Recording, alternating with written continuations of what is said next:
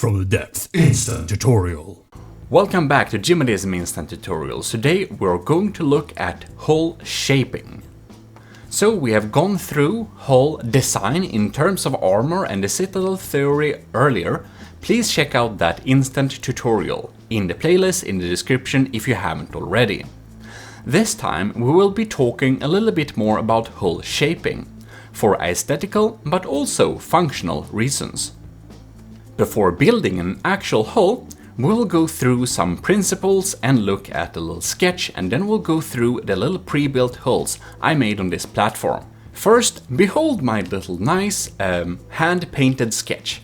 We have A, B, C, and D. The A and B hulls are what we call displacement hulls. Displacement hulls are basically part of the hull, or a lot of the hull, is underwater, and they are displacing the water, thus the name. C and D are what we call planing hulls. They are designed to go over the water, where the main bulk of the ship is actually not submarine.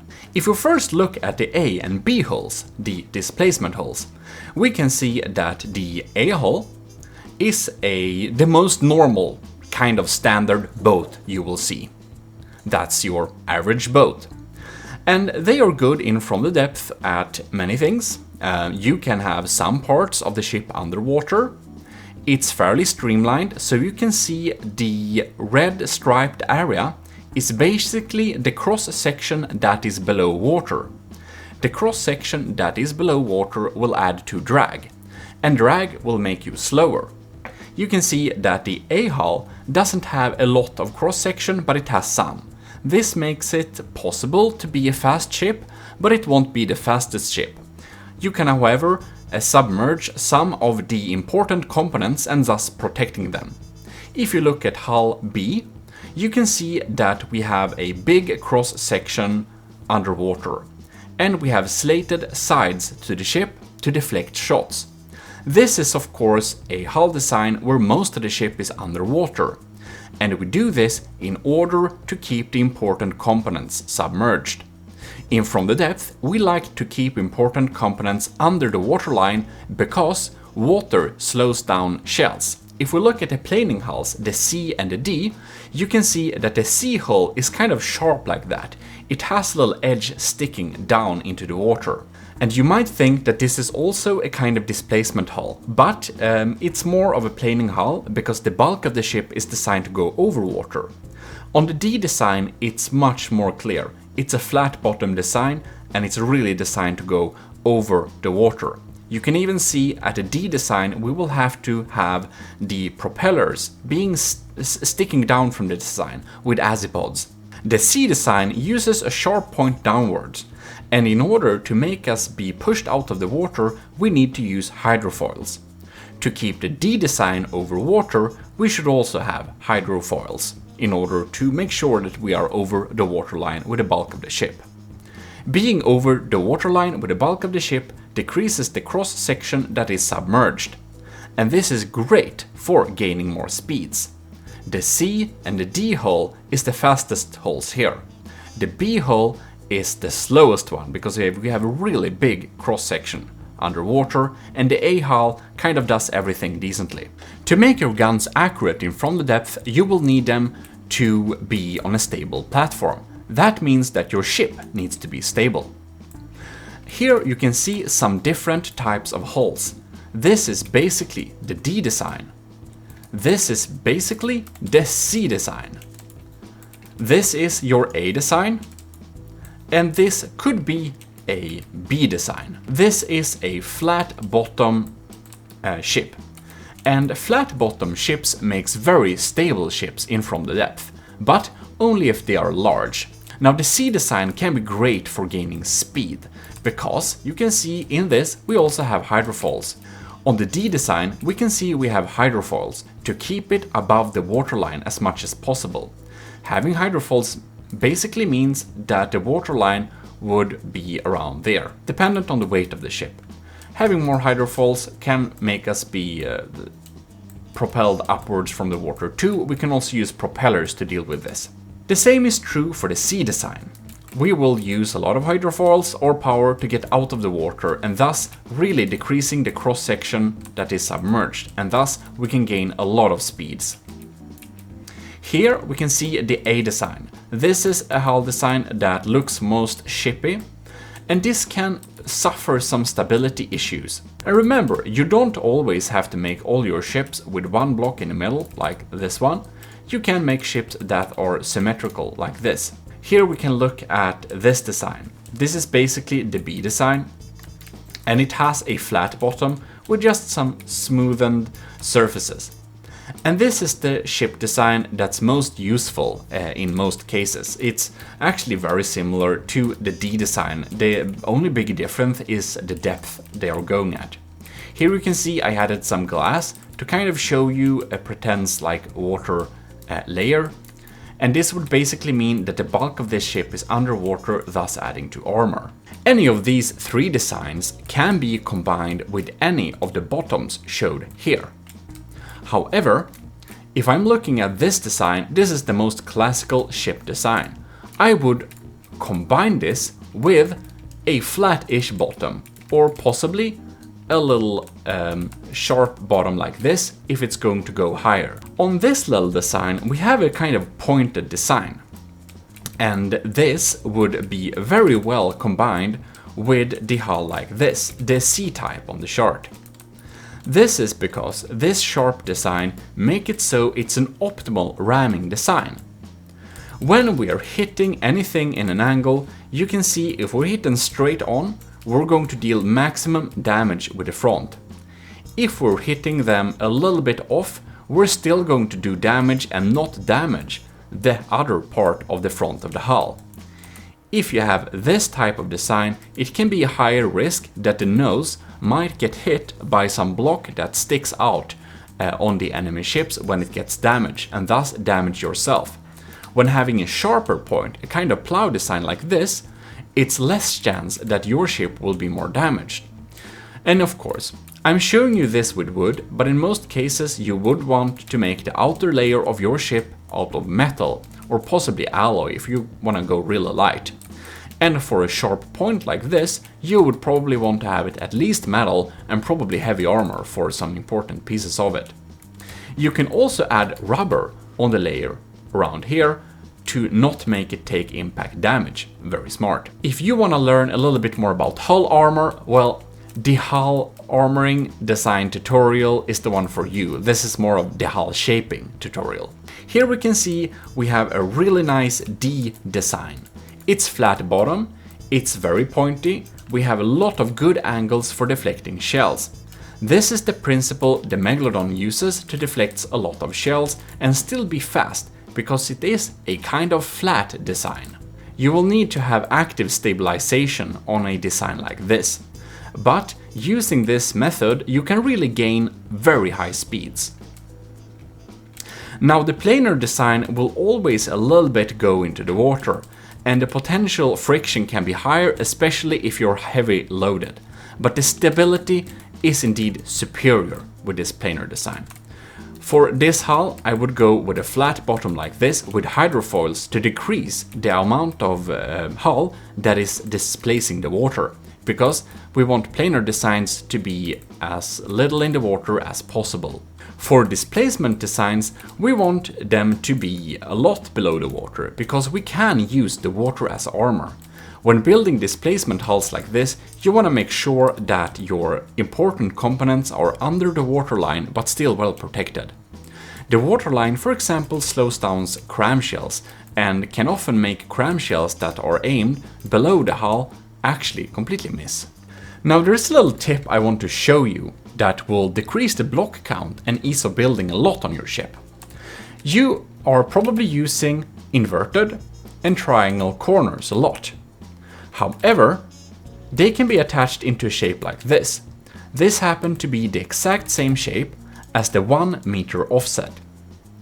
If you are using 1 meter offsets instead of these blocks, you will increase your building speed a lot and also decrease the block count, which is good for health bonus and also for lag.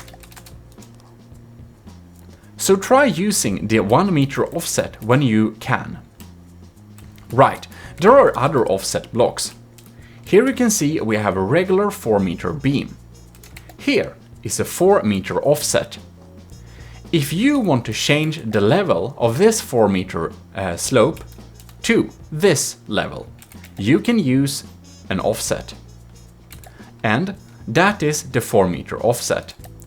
The 3 meter offset, the 2 meter offset, and of course the 1 meter offset, they do the same thing. This can be a great thing to think about to get into the transition blocks here. The transition blocks can be a little bit hard to wrap your head about, but to start with, you should learn how to use the offsets. The offsets are the most useful and the easiest to use. It's just like this, and then when you add them up like this, we get a nice sloped shape. You can of course add more offsets on top of each other and just add a layer of offsets like this to actually make a shape that can be great for making nice bows on the ship. We're going to use this tip a little later. Here we have an example on the inverse transition. So the inverse transition goes like this. We can have a 3 meter slope, add the 3 to 2 meter inverse transition, and then we can add 2 meter slopes. And this can make us join shapes that you would not imagine otherwise be joinable. The regular 2 to 3 meter slope transition works in a similar way. You can see the difference is this one keeps the front line of these blocks lined up completely straight, while this one, the 2 to 3 slope transition, does this. It adds it a little groove down there. So this block is basically moved from there to this level. This is how you use them. Another area where I have used this transition is here.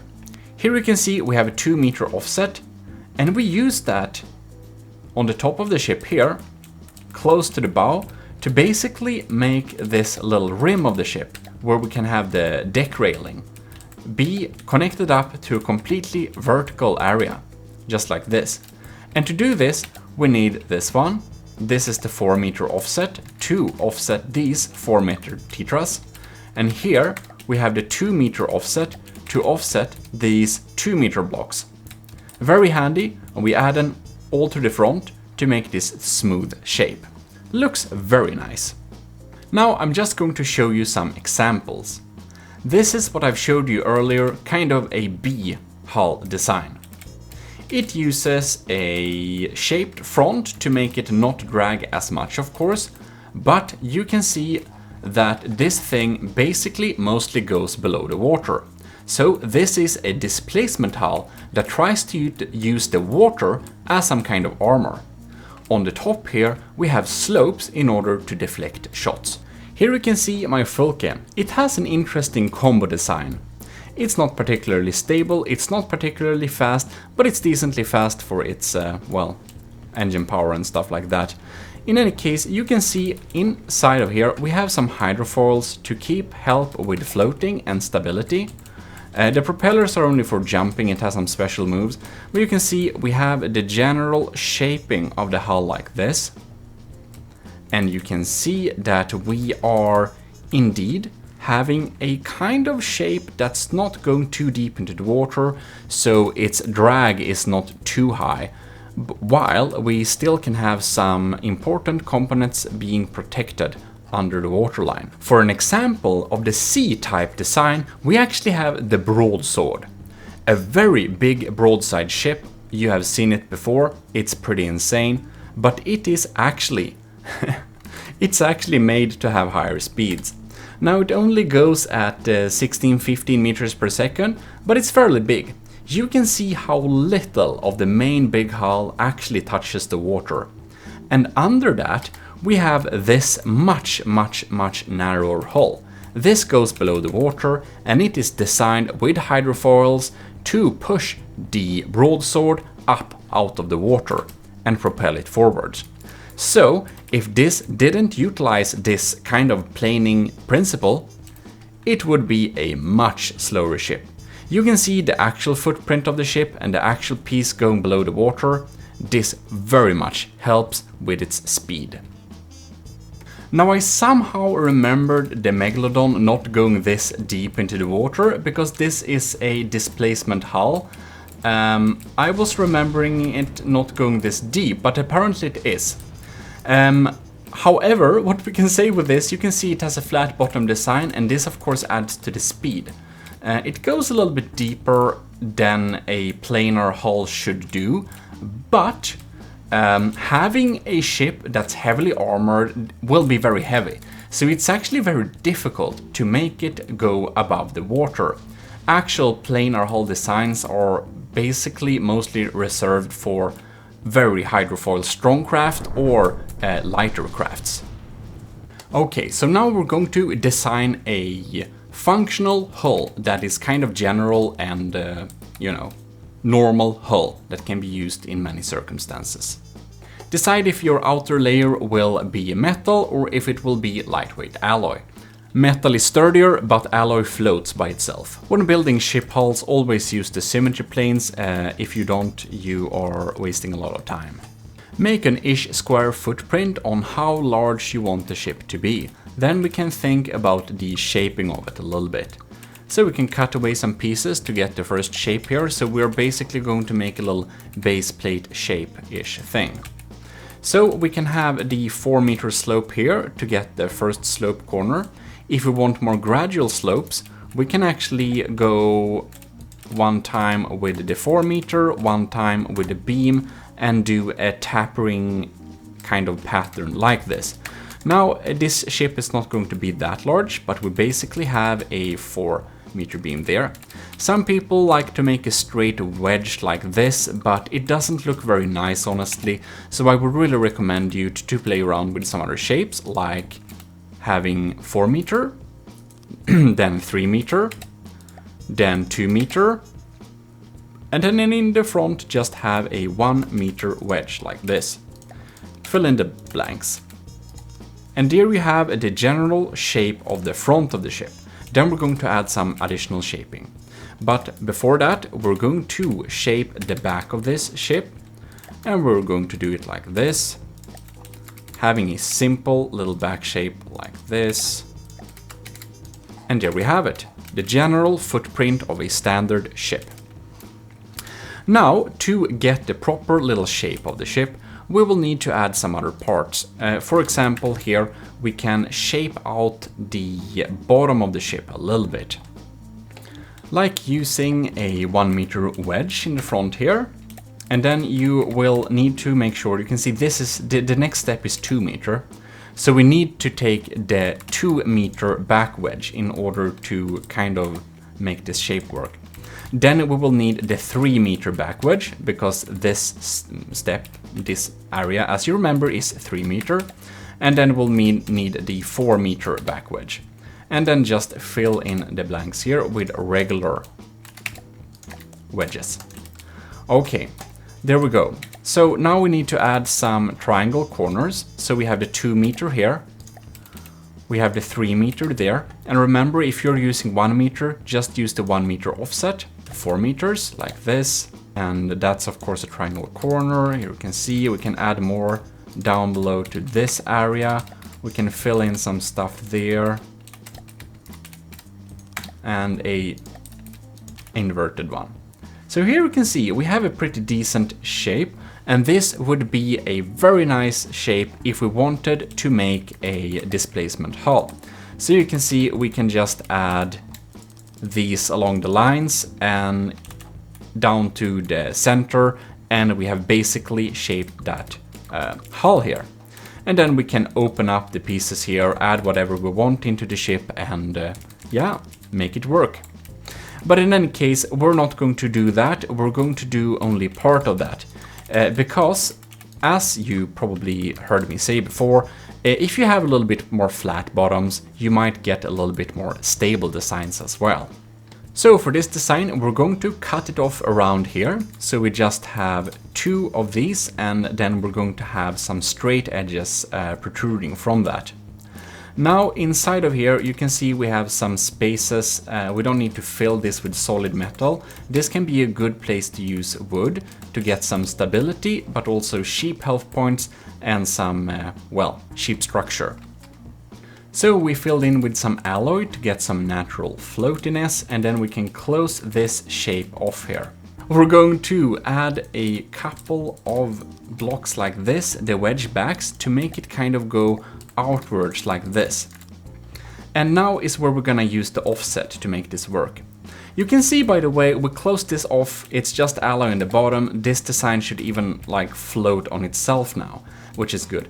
And we hollowed it out here a little bit. I usually want to have spaced armor, so basically I have one free gap and then a bottom, but this ship is so small it's hard to do that on this design. There is less risk that we will get torpedoes from below, and if that happens, we can't do much. So in any case, if we move back here, what we want here, you can see this is, what is this? This is a 2 meter. So we go to the offsets, 2 meter offset, need to spin it around there, and we add a 2 meter offset there. You can see, add one here, add one here, and add one here, and then we really get this shape here. So that's basically how we can do it. And here we can see the next one is 3 meter. So we need to go to the 3 meter offset, right? Add it there, add it there, add it there, add it there, and you probably get what I'm doing here. Now select the 4 meter offset, like that, like that, like that, and it's looking pretty nice, isn't it? It is kind of a pretty sharp bow on the ship, but we make this little nice tapered design that most people, well, think of as ship design. So that's perfectly 4 high, so we can extend this back and just fill it in. And remember to always use the beam slope to decrease block count, but also increase your like general points, health points on the ship. We're gonna add a little rim on the ship so we can really connect together and easily add some nice looking railings. And we just do like this, just to close off the shape a little bit. You can see where we're going with this. It isn't very complex, it isn't very majestic. We can even do some weird things with the shape here. You can see this is a great place where we can use, I think it's a 2 meter offset. You can see we can make it protrude a little bit there. The great thing with this design is that when you have built it and you think like, it's too narrow to add another layer of interior armor in a good way, then you can just add a exterior layer of armor, just like this. To join together this exterior piece of the hull with the sloped border going from underneath, you can of course use these, the corners. You can see here, we just had a corner there, and it goes together fairly well. That way you don't have to reshape the underside, which you also can do. In any case, I think you learned how to shape your hulls in this little tutorial, and I hope it was useful. This has been Gmodism with instant tutorials. Check the playlist, see you next time, like the video and subscribe. Bye bye.